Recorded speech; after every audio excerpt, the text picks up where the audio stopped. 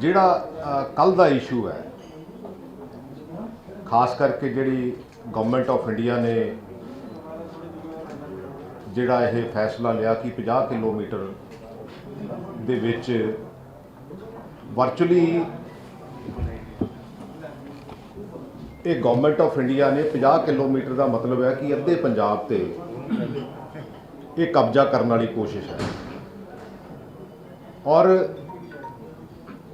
ਜਿਹੜੀ ਪਿੱਛੇ ਇਹਦੇ ਅਸਲੀਅਤ ਹੈ, ਜੇ ਤੁਸੀਂ ਇਹਨੂੰ ਸਾਰੇ ਨੂੰ ਜੋੜ ਕੇ ਦੇਖੋ, ਚਾਹੇ ਬੰਗਾਲ ਦੀ ਗੱਲ ਹੋਵੇ, ਚਾਹੇ ਪੰਜਾਬ ਦੀ ਗੱਲ ਹੋਵੇ, ਚਾਹੇ ਕਿਸਾਨੀ ਦੀ ਗੱਲ ਹੋਵੇ, ਜੇ ਲਖੀਮਪੁਰ ਵਾਲੀ ਘਟਨਾ ਨੂੰ ਵੀ ਇਹਦੇ ਨਾਲ ਜੋੜ ਕੇ ਦੇਖਿਆ ਜਾਵੇ ਤਾਂ ਇਹ ਪਿਓਰਲੀ ਜੋ ਬੀਜੇਪੀ ਕਰ ਰਹੀ ਹੈ ਦੇਸ਼ ਦੇ ਵਿੱਚ ਪੋਲਰਾਈਜੇਸ਼ਨ, ਇਹ ਉਹਦਾ ਇੱਕ ਨਮੂਨਾ ਹੈ ਕਿ ਇੱਥੇ ਵੀ ਉਹੋ ਜਿਹੀ ਪੋਲਰਾਈਜੇਸ਼ਨ ਕੀਤੀ ਜਾਵੇ ਜਿਹੜੀ ਕੰਟਰੀ ਦੇ ਵਿੱਚ ਉਹ ਕਰ ਰਹੇ ਆ। ਪਰ ਇੱਕ ਗੱਲ ਬੜੀ ਕਲੀਅਰ ਹੈ ਕਿ ਗੁਰੂ ਨਾਨਕ ਦੇਵ ਜੀ ਦੀ ਫਿਲਾਸਫੀ ਤੇ ਪੰਜਾਬ ਜਿਹੜਾ ਉਹ ਖੜਾ ਹੋਇਆ, ਜਿਹਦੇ ਵਿੱਚ ਹਿੰਦੂ, ਸਿੱਖ, ਈਸਾਈ, ਸਾਰੇ ਧਰਮ ਤੇ ਸਾਰੇ ਜਾਤਾਂ ਦੇ ਲੋਕ ਪੰਜਾਬ ਨੂੰ ਕਦੀ ਇੱਦਾਂ ਡਿਵਾਈਡ ਨਹੀਂ ਕੀਤਾ ਜਾ ਸਕਦਾ। ਔਰ ਲੇਕਿਨ ਇਹਨਾਂ ਦੀ ਇਹੋ ਜਿਹੀ ਜਿਹੜੀ ਕੋਸ਼ਿਸ਼ ਹੈ ਉਹ ਅਸੀਂ ਸਾਰੇ ਕਦੀ ਕਾਮਯਾਬ ਨਹੀਂ ਹੋਣ ਦੇਵਾਂਗੇ, ਕਿਉਂਕਿ ਇਹਨਾਂ ਨੂੰ ਇਸ ਗੱਲ ਦੀ ਗਲਤਫਹਿਮੀ ਆ ਕਿ ਸ਼ਾਇਦ ਜੋ ਬਾਕੀ ਹਿੰਦੁਸਤਾਨ 'ਚ ਅਸੀਂ ਕਰਦੇ ਹਾਂ ਅਸੀਂ ਪੰਜਾਬ 'ਚ ਵੀ ਕਰ ਲਾਂਗੇ। ਪਰ ਪੰਜਾਬੀ ਤਾਂ ਉਹਨਾਂ ਰੂਲਰਸ ਕੋਲੋਂ ਕਦੀ ਡਿਵਾਈਡ ਨਹੀਂ ਹੋਏ।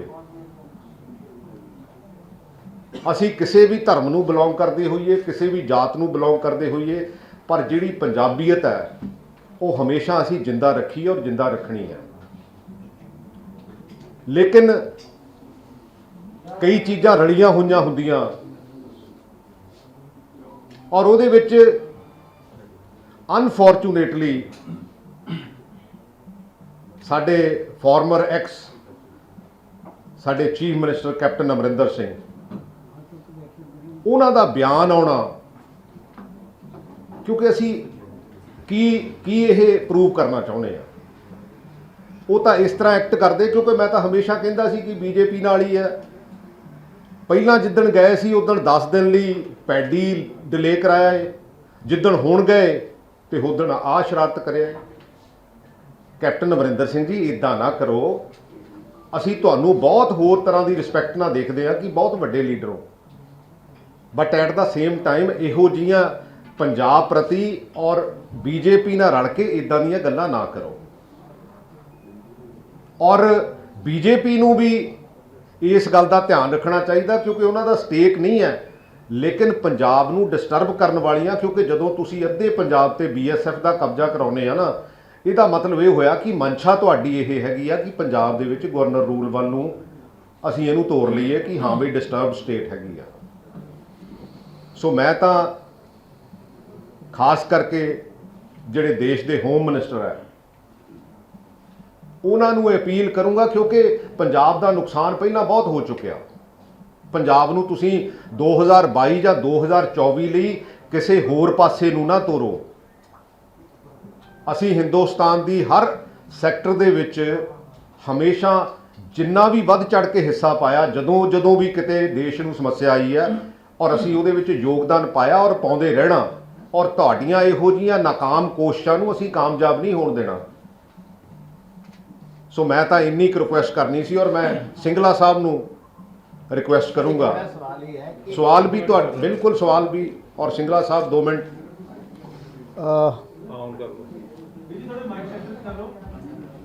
ਮੈਂ ਤਾਂ ਸਿਰਫ ਇੰਨੀ ਗੱਲ ਹੀ ਐਡ ਕਰਨਾ ਚਾਹੁੰਦਾ ਕਿ ਪੰਜਾਬ ਨੂੰ ਕਦੇ ਵੀ ਕੌਮਨਲ ਤਰੀਕੇ ਨਾਲ ਦੇਖਿਆ ਨਹੀਂ ਗਿਆ, ਤੇ ਪੰਜਾਬ ਨੇ ਹਮੇਸ਼ਾ ਵੱਡੀ ਤੋਂ ਵੱਡੀ ਲੜਾਈ ਦੇ ਵਿੱਚ ਪੰਜਾਬੀਆਂ ਨੇ ਮਿਲ ਕੇ ਹਿੱਸਾ ਪਾਇਆ। ਚਾਹੇ ਆਜ਼ਾਦੀ ਦੀ ਲੜਾਈ ਆਈ ਹੈ ਤੇ ਚਾਹੇ ਕੁਰਬਾਨੀਆਂ ਦੇਣ ਦੀ ਗੱਲ ਆਈ ਹੈ, ਪੰਜਾਬ ਹਮੇਸ਼ਾ ਇਕੱਠੇ ਹੋ ਕੇ ਸੰਘਰਸ਼ ਕਰਦਾ ਤੇ ਸੰਘਰਸ਼ ਕਰਦਾ ਰਿਹਾ। ਪਹਿਲਾਂ ਵੀ ਤੁਸੀਂ ਦੇਖਿਆ ਕਿ ਜਦੋਂ ਤੋਂ 3 ਕਾਲੇ ਕਾਨੂੰਨ ਆਏ ਤਾਂ ਉਦੋਂ ਵੀ ਸਾਰੇ ਪੰਜਾਬ ਨੇ ਇਕੱਠੇ ਹੋ ਕੇ ਪੰਜਾਬ ਦੀ ਆਵਾਜ਼ ਨੂੰ, ਕਿਸਾਨ ਦੀ ਤੇ ਗਰੀਬ ਦੀ ਆਵਾਜ਼ ਨੂੰ ਪੰਜਾਬ ਦੀ ਆਰਥਿਕਤਾ ਨੂੰ ਮਜ਼ਬੂਤ ਰੱਖਣ ਵਾਸਤੇ ਜ਼ੋਰਦਾਰ ਤਰੀਕੇ ਨਾਲ ਲੜਾਈ ਲੜੀ ਔਰ ਕੋਈ ਪੱਖਪਾਤ ਜਾਤ-ਪਾਤ ਦੇ ਨਾਮ ਦੇ ਉੱਪਰ ਨਹੀਂ ਹੋਇਆ। ਤੋ ਇਸ ਕਰਕੇ ਬੀਜੇਪੀ ਦੀ ਸਰਕਾਰ ਅਗਰ ਕਮਿਊਨਲ ਤਰੀਕੇ ਨਾਲ ਪੰਜਾਬ ਨੂੰ ਡਿਵਾਈਡ ਕਰਨ ਦੀ ਕੋਸ਼ਿਸ਼ ਕਰ ਰਹੀ ਹੈ, ਨਾ ਕਦੇ ਪੰਜਾਬੀਆਂ ਨੇ ਪਹਿਲਾਂ ਹੋਣ ਦਿੱਤਾ ਤੇ ਨਾ ਆਉਣ ਵਾਲੇ ਸਮੇਂ ਵਿੱਚ ਇਹ ਗੱਲ ਹੋਊਗੀ, ਕਿਉਂਕਿ ਪੰਜਾਬ ਦੇ ਲੋਕਾਂ ਨੇ ਹਮੇਸ਼ਾ ਅਣਖ ਤੇ ਗੈਰਤ ਦੇ ਨਾਲ ਆਪਣੀ ਜ਼ਿੰਦਗੀ ਨੂੰ ਬਤੀਤ ਕਰਨ ਦਾ ਥਾਟ ਪ੍ਰੋਸੈਸ ਰੱਖਿਆ। ਤੋ ਇਸ ਕਰਕੇ ਅੱਜ ਦੀ ਜਿਹੜੀ ਆ ਗੱਲ ਚੱਲ ਰਹੀ ਆ ਬੀਜੇਪੀ ਵੱਲੋਂ ਸਟੇਟ ਦੇ ਜਿਹੜੇ ਰਾਈਟਸ ਹੈ ਉਹਨਾਂ ਦੇ ਵਿੱਚ ਇਨਫਿਲਟਰੇਟ ਕਰਨ ਦੀ ਗੱਲ ਹੋ ਰਹੀ ਹੈ, ਡੈਮੋਕ੍ਰੈਟਿਕ ਤਰੀਕੇ ਦੇ ਨਾਲ ਉਹਨਾਂ ਨੂੰ ਸਟੇਟਾਂ ਨੂੰ ਕਮਜ਼ੋਰ ਕਰਨ ਵਾਸਤੇ ਜੋ ਭਾਰਤ ਦੀ ਸਰਕਾਰ ਬੀਜੇਪੀ ਦੀ ਸਰਕਾਰ ਕਰ ਰਹੀ ਹੈ। ਮੈਂ ਇਹ ਕਹਿਣਾ ਚਾਹੁੰਦਾ ਉਹਨਾਂ ਨੂੰ ਇਹ ਗੱਲਾਂ ਦੇ ਉੱਪਰ ਨਹੀਂ ਜਾਣਾ ਚਾਹੀਦਾ, ਲੈਟ ਫੈਡਰਲ ਸਟਰਕਚਰ ਨੂੰ ਨਹੀਂ ਬ੍ਰੇਕ ਕਰਨਾ ਚਾਹੀਦਾ। ਔਰ ਆਪਾਂ ਸਭ ਨੇ ਦੇਖਿਆ ਕਿ ਕਿਸ ਤਰੀਕੇ ਨਾਲ ਭਾਰਤ ਦੀ ਸਰਕਾਰ ਹਮੇਸ਼ਾ ਸਟੇਟਾਂ ਦੇ ਅਧਿਕਾਰਾਂ ਨੂੰ, ਉਹਨਾਂ ਦੀਆਂ ਤਾਕਤਾਂ ਨੂੰ ਵਿੱਚ ਵੜ ਕੇ ਉਹਨਾਂ ਨੂੰ ਕਮਜ਼ੋਰ ਕਰਨ ਦੀ ਕੋਸ਼ਿਸ਼ ਕਰਦੀ ਹੈ। ਇਹਦੇ ਨਾਲ ਫੈਡਰਲ ਸਟਰਕਚਰ ਕਮਜ਼ੋਰ ਹੁੰਦਾ ਹੈ। ਆਪਾਂ ਸਾਰੇ ਕਾਨੂੰਨ ਦੀ ਜੋ ਸਿਚੁਏਸ਼ਨ ਹੈ ਉਸ ਦੇ ਨਾਲ ਆਪਾਂ ਆਪਣੇ ਆਪ ਨੂੰ ਹਮੇਸ਼ਾ ਸਟੈਂਡ ਬਾਏ ਕਰਦੇ ਹਾਂ। ਆਪਾਂ ਸਾਰੇ ਕਾਨੂੰਨ ਦੇ ਨਾਲ ਬੰਨੇ ਹੋਏ ਹਾਂ, ਆਪਾਂ ਸਾਰੇ ਕਾਨੂੰਨ ਦੀ ਪਾਲਣਾ ਕਰਦੇ ਹਾਂ ਤੇ ਉਸੇ ਕਾਨੂੰਨ ਨੂੰ ਸਾਹਮਣੇ ਰੱਖਦੇ ਹੋਏ, ਜਿਸ ਤਰ੍ਹਾਂ ਲਖੀਮਪੁਰ ਦੀ ਗੱਲ ਹੋਈ ਹੈ, ਆਪਾਂ ਸਭ ਨੇ ਦੇਖਿਆ ਕਿ ਕਿਸ ਤਰੀਕੇ ਦੇ ਨਾਲ ਮਰਸੀਲੈਸਲੀ ਇੱਕ ਕੇਂਦਰ ਸਰਕਾਰ ਦੇ ਵਜ਼ੀਰ ਨੇ ਦੇ ਬੇਟੇ ਨੇ ਕਿਸਾਨ ਭਰਾ ਜੋ ਉੱਥੇ ਆਪਣੇ ਪ੍ਰੋਟੈਸਟ ਦੇ ਵਿੱਚ ਬੈਠੇ ਸੀ ਉਹਨਾਂ ਦਾ ਕਿਸ ਤਰੀਕੇ ਨਾਲ ਕਤਲੇਆਮ ਕੀਤਾ ਔਰ ਕਿਸ ਤਰੀਕੇ ਦੇ ਨਾਲ ਅੱਜ ਉਸ ਦੀ ਜੁਆਇਨਿੰਗ ਹੋਈ ਹੈ, ਕਿਸ ਤਰ੍ਹਾਂ ਉਹਦੀ ਅਰੈਸਟ ਹੋਈ ਹੈ ਬੀਜੇਪੀ ਦੇ ਮਿਨਿਸਟਰ ਸਾਹਿਬ ਦੇ ਬੇਟੇ ਦੀ, ਆਸ਼ੀਸ਼ ਮਿਸ਼ਰਾ ਦੀ, ਔਰ ਕਿਸ ਤਰ੍ਹਾਂ ਅੱਜ ਇੱਕ ਜ਼ਿੰਮੇਵਾਰ ਵਜ਼ੀਰ ਜੋ ਬੀਜੇਪੀ ਦੀ ਸਰਕਾਰ ਵਿੱਚ ਮੌਜੂਦਾ ਵਜ਼ੀਰ ਹੈ, ਅੱਜ ਵੀ ਪ੍ਰਧਾਨ ਮੰਤਰੀ ਸਾਹਿਬ ਉਹਨੂੰ ਆਪਣੀ ਵਜ਼ਾਰਤ 'ਚ ਰੱਖ ਕੇ ਬੈਠੇ। ਤੁਸੀਂ ਕਿਸਾਨ ਦੀ ਪੀੜਾ ਨਹੀਂ ਸਮਝੀ ਅੱਜ ਤੱਕ। ਤੁਸੀਂ ਇੰਨੇ ਕਿਸਾਨ ਸ਼ਹੀਦ ਹੋ ਗਏ ਬਾਰਡਰ ਤੇ, ਤੁਸੀਂ ਉਹਨਾਂ ਦੇ ਵਾਸਤੇ ਕਦੇ ਦੁੱਖ ਸਾਂਝਾ ਵੀ ਨਹੀਂ ਕੀਤਾ। ਪਰ ਲੇਕਿਨ ਸਭ ਤੋਂ ਜ਼ਿਆਦਾ ਦੁੱਖ ਦੀ ਗੱਲ ਇਹ ਹੈ ਕਿ ਅੱਜ ਜਿਹੜਾ ਇਨਸਾਨ ਤੁਹਾਡੀ ਵਜ਼ਾਰਤ ਦੇ ਵਿੱਚ ਵਜ਼ੀਰ ਹੋਵੇ ਤੇ ਉਹਦਾ ਬੇਟਾ ਤੇ ਉਹਦੀ ਗੱਡੀ 8 ਕਿਸਾਨ ਭਰਾਵਾਂ ਨੂੰ ਕੁਚਲ ਦੇਵੇ ਤੇ ਉਹਨਾਂ ਦਾ ਕਤਲੇਆਮ ਹੋ ਜੇ ਤੇ ਅੱਜ ਵੀ ਉਹ ਬੀਜੇਪੀ ਦੀ ਸਰਕਾਰ ਦੇ ਵਿੱਚ ਵਜ਼ੀਰ ਕੰਟੀਨਿਊ ਕਰ ਰਿਹਾ। ਜੇ ਉਹ ਕੱਲ ਨੂੰ ਪਤਾ ਲੱਗ ਜਾਏ ਕਿ ਉਹਦਾ ਦੋਸ਼ ਨਹੀਂ ਹੈ, ਤੁਸੀਂ ਦੁਬਾਰਾ ਵਜ਼ਾਰਤ ਤੋਂ ਲੈ ਲਿਓ ਕਿ ਕਿਸੇ ਵੀ ਵਜ਼ੀਰ ਦੇ ਬੱਚੇ ਦੇ ਉੱਪਰ, ਪਹਿਲਾਂ ਤਾਂ ਕਿਸੇ ਨਾਰਮਲ ਵਜ਼ੀਰ ਦੇ ਬੱਚੇ ਦੇ ਉੱਪਰ ਵੈਸੇ ਹੀ ਕਦੇ ਕਾਰਵਾਈ ਨਹੀਂ ਹੋ ਸਕਦੀ, ਤੇ ਜੇ ਕੋਈ ਵਜ਼ੀਰ ਹੋਮ ਦੇ ਡਿਪਾਰਟਮੈਂਟ ਦਾ ਹੋਵੇ ਤੇ ਹੋਮ ਮਹਿਕਮੇ ਨੇ ਹੀ ਪਰਚਾ ਦਰਜ ਕੀਤਾ ਹੋਵੇ ਤਾਂ ਕੀ ਤੁਸੀਂ ਉੱਥੇ ਇਨਸਾਫ ਸਮਝ ਸਕਦੇ ਹੋ? ਕਿਉਂਕਿ ਯੂਪੀ ਦੇ ਵਿੱਚ ਵੀ ਬੀਜੇਪੀ ਦੀ ਸਰਕਾਰ ਹੈ ਤੇ ਭਾਰਤ ਸਰਕਾਰ ਦੇ ਵਿੱਚ ਵੀ ਬੀਜੇਪੀ ਦੀ ਸਰਕਾਰ ਹੈ। ਤਾਂ ਇਹ ਸਾਰੀਆਂ ਗੱਲਾਂ ਨੂੰ ਦੇਖਦੇ ਹੋਏ ਜਿਸ ਤਰੀਕੇ ਦੇ ਤੌਰ ਤਰੀਕੇ ਬੀਜੇਪੀ ਦੀ ਕੇਂਦਰ ਸਰਕਾਰ ਨੇ ਸੂਬਿਆਂ ਦੇ ਪ੍ਰਤੀ ਰੱਖੇ ਹੈ ਜਾਂ ਕਿਸ ਤਰੀਕੇ ਦੇ ਨਾਲ ਆਪਣੀ ਇਨਫਿਲਟ੍ਰੇਸ਼ਨ ਦੇ ਤਹਿਤ ਸੂਬਿਆਂ ਨੂੰ ਕਮਜ਼ੋਰ ਕਰਨ ਦੀ ਗੱਲ ਹੋ ਰਹੀ ਹੈ, ਇਹ ਘੱਟੋ ਘੱਟ ਪੰਜਾਬ 'ਚ ਨਹੀਂ ਹੋਣੀ। ਕਿਉਂਕਿ ਪੰਜਾਬ ਦਾ ਹਿੰਦੂ, ਪੰਜਾਬ ਦੇ ਸਿੱਖ, ਪੰਜਾਬ ਦੇ ਈਸਾਈ ਤੇ ਪੰਜਾਬ ਦੇ ਸਾਰੇ ਮੁਸਲਮਾਨ ਭਾਈਚਾਰਾ ਜਾਂ ਜਾਤ ਪਾਤ ਤੋਂ ਉੱਪਰ ਉੱਠ ਕੇ ਸਾਰੇ ਇਕੱਠੇ ਹੋ ਕੇ ਆਪਣੇ ਪੰਜਾਬ ਦੀ अणख ਤੇ गैरत वास्ते लोग लड़ाई करते हैं। सिंगला साहब ये बताएं कि अभी आपके साथी प्रगट सिंह ने कहा है कि कैप्टन अमरिंदर सिंह की बीजेपी के साथ शमूलियत है, आप क्या कहेंगे इसके बारे में कि कैप्टन मेरे ਕੋਲੋਂ ਤਾਂ ਪੁੱਛ ਲਓ ਯਾਰ, ਮੈਂ ਹੀ ਕਹਿ ਦਿੰਦਾ ਯਾਰ, ਕਿਉਂ ਤੁਸੀਂ ਆਪਾਂ नहीं ये थोड़े साथी ने ਮੇਰੇ ਸਾਥੀ ਆ। ਦੇਖੋ ਗੱਲ ਇਹ ਆ, ਮੈਂ ਤਾਂ ਚਲੋ ਚਲੋ ਕੋਈ ਨਹੀਂ, ਵਿੱਚ ਮਿਕਸ ਜੀ ਕਰ ਲੈਂਦੇ ਆ ਕਿਉਂਕਿ ਮੈਨੂੰ ਹਿੰਦੀ ਵੀ ਠੀਕ ਹੈਗੀ ਮਾੜੀ ਮੋਟੀ ਮੇਰੀ। ਉਹ ਬੇਸਿਕਲੀ ਦੇਖੋ, ਮੈਂ ਤਾਂ ਹਮੇਸ਼ਾ ਕਹਿੰਦਾ ਰਿਹਾ, ठीक है कई बारी पार्टी दियाँ पॉलिसीज़ होंदियाँ, सारा कुछ होंदा, बट ਜਿਹੜੀ जो बात मेरे को समझ है वो यही है कि सिर्फ जाते हैं वहीं इसलिए जाते हैं कि हाँ भाई कहीं ना कहीं बीजेपी से कोई ना कोई साठगांठ करके, क्योंकि ये तो पार्टी भी बनाना चाहते हैं, नहीं बना ले, हमें क्या प्रॉब्लम है। सो मैं उसका जवाब देता हूँ।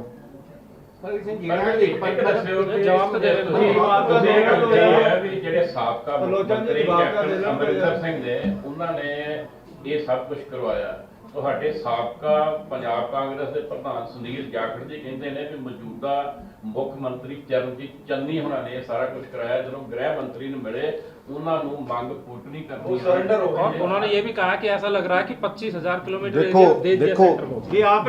देखो ਜਾਖੜ ਸਾਹਿਬ ਦੀ ਜਿਹੜੀ ਸਪਿਰਿਟ ਹੈ ਪੰਜਾਬ ਪ੍ਰਤੀ, ਉਹਦੇ ਤੇ ਕਦੀ ਕਿੰਤੂ ਪਰੰਤੂ ਨਹੀਂ ਕੀਤਾ ਜਾ ਸਕਦਾ। ਜਿਹੜੀ ਉਹਨਾਂ ਦੀ ਸਪਿਰਿਟ ਹੈ, ਮੈਂ ਸਪਿਰਿਟ ਦੀ ਗੱਲ ਕਰਦਾ, ਤੁਸੀਂ ਬੰਦਿਆਂ ਦੀ ਜਿਹੜੀ ਹਰ ਬੰਦੇ ਦਾ ਇੱਕ ਨਜ਼ਰੀਆ ਹੁੰਦਾ, ਕਿਉਂਕਿ ਉਹਨਾਂ ਦਾ ਜਿਹੜੀ ਸਪਿਰਿਟ ਆ ਉਹ ਪੰਜਾਬ ਪ੍ਰਤੀ ਹੈਗੀ ਆ, ਇਸ ਕਰਕੇ ਉਹਨਾਂ ਨੇ ਗੱਲ ਕੀਤੀ ਹੈਗੀ ਆ।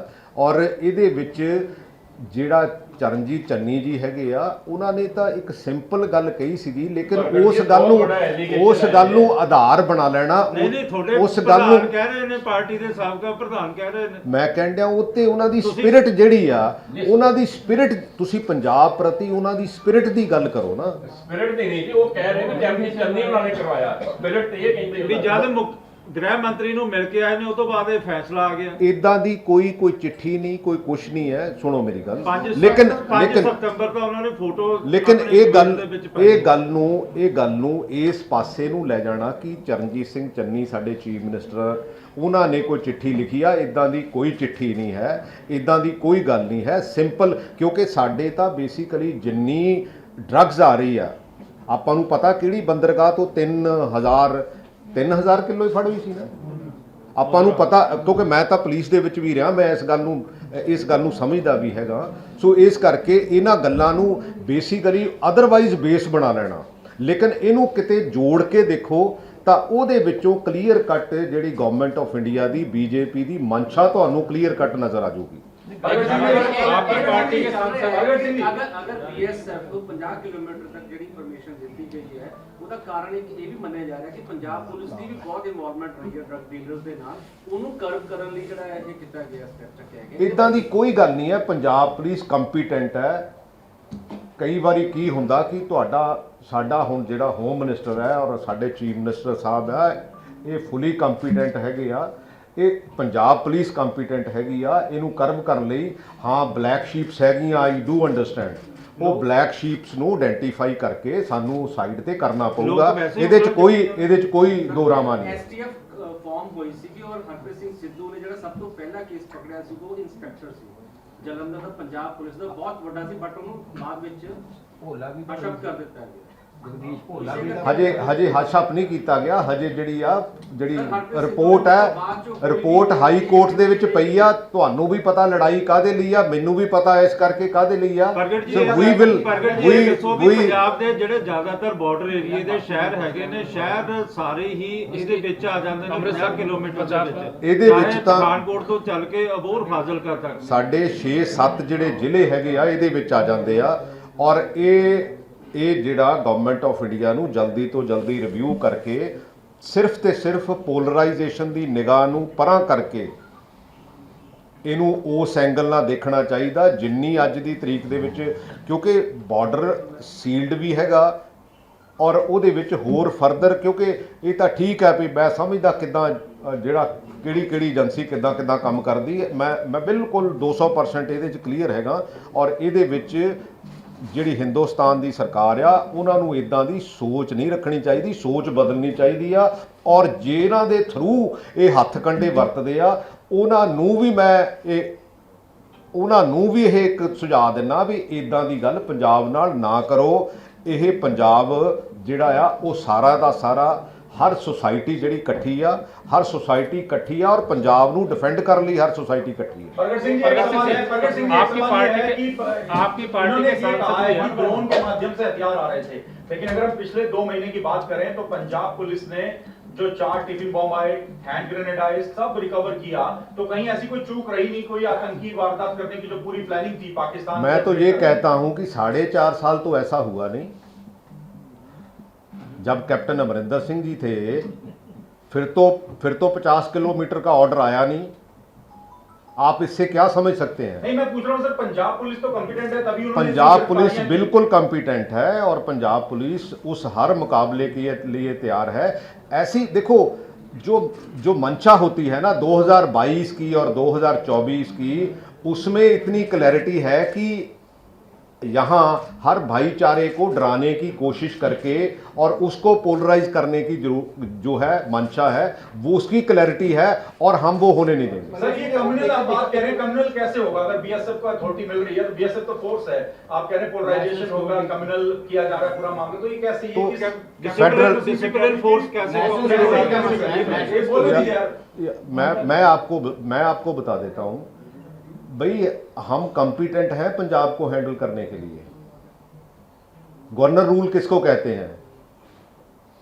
बीएसएफ जब 50 किलोमीटर तक हमारे 6 या 7 जिलों में किसी तरह भी सर्च करके रजिस्टर्ड करके केस वो पंजाब पुलिस नहीं कर सकती? क्यों नहीं कर सकती? भाई हम पंजाब को संभालने के लायक हैं। हमें हमारी जहाँ जहाँ हमें गवर्नमेंट ऑफ इंडिया की ज़रूरत है वहाँ हमारी सपोर्ट करे। 3 काले कानून आपको भी पता है भी वो कंकरेंट लिस्ट में है या स्टेट सब्जेक्ट है, वो करके 1 साल और 650-700 के करीब हमारे किसान भाई जो शहादत दे चुके हैं, उनका क्या कसूर था? नहीं, क्या इससे आपको लग रहा है सर पोलराइजेशन हो रहा है?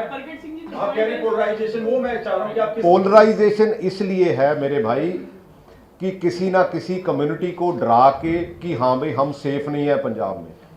हम पंजाब देखो, पंजाबी चाहे हिंदू हो, चाहे सिख हो, चाहे ईसाई हो, चाहे मुस्लिम हो, पंजाब में हर तरह का आदमी पंजाब में क्यों आता है? यहाँ हर प्रकार की उसको कहीं ना कहीं शेल्टर मिलती है, उसको किसी ना किसी तरह से कवर मिलता है। आप कभी देख सकते हो कि हाँ भाई अगर हमारे साथ में कोई हिंदू भाई है और उसके साथ कोई जाति हो रही हो तो उसके साथ पूरा पंजाब नहीं खड़ा होता? प्रगट जी, जो लीडर पार्टी लाइन के खिलाफ बोल रहे हैं, चाहे सांसद आपके गुरजीत औजला वो भी समर्थन कर रहे हैं, कैप्टन अमरिंदर सिंह ने साफ कह दिया कि बीएसएफ को स्ट्रेंथ मिलेगी, तो आपको नहीं लगता मैंने औजला साहब का कुछ नहीं सुना, लेकिन मैंने कैप्टन अमरिंदर सिंह का जरूर सुना है। तो हमें देखो, मेरे को नेशनलिस्ट प्रूव करने की जरूरत नहीं है। 10 साल हिंदुस्तान का झंडा लेके सबसे आगे गया हूँ। कैप्टन अमरिंदर सिंह को अगर नेशनलिस्ट है उसको प्रूव करने की जरूरत नहीं होनी चाहिए। ਪ੍ਰਗਟ ਜੀ, ਜਦੋਂ ਸਿਵਲ ਸੈਕਟਰ ਦੀ ਸੁਰੱਖਿਆ ਦੀ ਗੱਲ ਆਉਂਦੀ ਹੈ ਤਾਂ ਬੀਐਸਐਫ ਨੂੰ ਦਿੱਤੀ ਜਾਂਦੀ ਹੈ, ਸੀਐਸਐਫ ਨੂੰ। ਅਦਰ ਜੈਟ ਪਲੱਸ ਇੱਕ ਸੁਣੋ ਸਰ, ਜੈਟ ਪਲੱਸ ਸਿਕਿਉਰਿਟੀ ਅਸੀਂ ਸਾਡੇ ਪੰਜਾਬ ਦੇ ਕਈ ਲੀਡਰਾਂ ਕੋਲ ਉਹ ਸੈਂਟਰਲ ਫੋਰਸ ਹੈ ਜੀ। ਪੰਜਾਬ ਦੇ ਜੇਲ੍ਹਾਂ ਦੀ ਗੱਲ ਆਉਂਦੀ ਹੈ ਤਾਂ ਅਸੀਂ ਸੀਐਸਐਫ ਬੁਲਾਉਂਦੇ ਹਾਂ, ਤਾਂ ਹੁਣ ਦਿੱਕਤ ਕਿੱਥੇ ਹੈ? ਅਸੀਂ ਬਿਲਡਿੰਗ ਦੀ ਦੇਖੋ, ਗੱਲ ਇਹ ਹੈ ਕਿ ਮੰਨ ਲਓ ਸਪੋਜ਼ ਪੰਜਾਬੀ ਦੀ ਕੀ ਸਮੱਸਿਆ ਕਿੱਥੇ ਆ, ਕਈ ਵਾਰੀ ਤੁਹਾਡਾ ਜਾਣ ਪਛਾਣ ਬੜੀ ਹੁੰਦੀ ਆ ਤੇ ਉਹ ਹਰ ਬੰਦੇ ਨੂੰ ਅਲਾਉ ਕਰ ਦਿੰਦੇ ਆ। ਦੇਖੋ ਇਹ ਗੱਲ ਤਾਂ ਇੰਨੀ ਕੁ ਹੈ, ਇਦੋਂ ਵੱਧ ਹੋਰ ਕੋਈ ਗੱਲ ਨਹੀਂ। ਪੰਜਾਬ ਪੁਲਿਸ ਫੁਲੀ ਕੰਪੀਟੈਂਟ ਹੈ। ਸੈਕਟਰੀਏਟ ਸਾਰਾ ਪੰਜਾਬ ਦੀ ਸਰਕਾਰ ਇੰਡੀਆ ਦੀ ਸੀਐਮ ਰਹਿੰਦਾ, ਉਸ ਤੋਂ ਵੱਡਾ ਫੈਸਲਾ ਜਿਹੜੀ ਤਾਂ ਹੋ ਸਕਦੀ। ਮੈਂ ਕਹਿੰਦਾ ਕੋਈ ਇਸ਼ੂ ਨਹੀਂ ਹੈ, ਕੋਈ ਇਸ਼ੂ चंडीगढ़ का यूनियन टेरिटरी है चंडीगढ़। गुजरात में 80 किलोमीटर की था। ਦਿੱਲੀ ਬੁਲਾਇਆ ਉਹਨਾਂ ਨੂੰ, ਤੁਹਾਡੇ ਦਾ ਕਰੀਬੀ ਵੀ ਨਹੀਂ ਲੱਗਦਾ ਕਿ ਸਾਰੇ ਰੌਲੇ ਰੱਪੇ ਮੁੱਕ ਜਾਣਗੇ, ਕਿਉਂਕਿ ਹਲੇ ਵੀ ਉਹਨਾਂ ਦੇ ਗਿਲੇ ਸ਼ਿਕਵੇ ਲੱਗਦਾ ਹੈ कि ਚੱਲ ਹੀ ਰਿਹਾ। उन्होंने कहा समझौता करके आगे नहीं बढ़ा जा सकता। सिद्धू साहब ने ट्वीट किया है। ਯਾਰ ਗੱਲ ਤਾਂ ਸੁਣੋ, ਬੇਸਿਕਲੀ ਆਪਾਂ ਨਾ ਹੋਰ ਹੀ ਪਾਸੇ ਨੂੰ ਤੋਰਨੇ ਆਪਾਂ ਇਹ ਫੇਰ ਕਿਸੇ ਦਿਨ ਕਰਨਾ। आपके साथी मैं साथी है, गहरी दोस्ती है, हाँ दोस्त है, मैं कदों कहना नहीं दोस्त, लेकिन बिल्कुल ठीक ठाक है। वो कोई पार्टी लैवल ਦੇ ਸਟਰਕਚਰ ਨੂੰ ਡਿਸਕਸ ਕਰਨ ਜਾ ਰਹੇ ਆ। ਦੇਖੋ ਜੇ ਪ੍ਰੈਜ਼ੀਡੈਂਟ ਹੀ ਪਾर्टी ਲੈਵਲ ਦੇ ਸਟਰਕਚਰ ਨੂੰ ਡਿਸਕਸ ਕਰਨਗੇ, ਹੋਰ ਕੌਣ ਕਰੂਗਾ? लेकिन वो कह रहे हैं कि समझौता करके आगे नहीं बढ़ा जा सकता।